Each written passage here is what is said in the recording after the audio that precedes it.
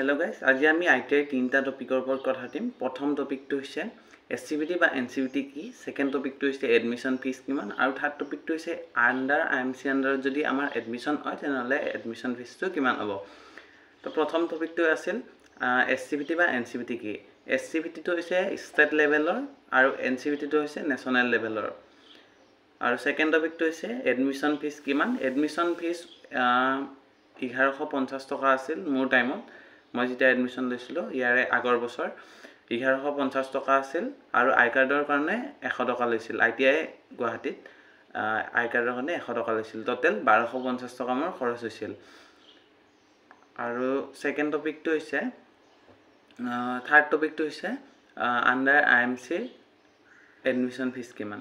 Under IMC যদি 1 ইয়াৰ trade হয় তেনেহলে তোমালোকৰ এডমিশন ফিজ হ'ব 16,500 টকা, আৰু যদি 2 ইয়াৰৰ হয় তেনেহলে তোমালোকৰ খৰচ যাব 32,000 টকা, 33,000 টকা।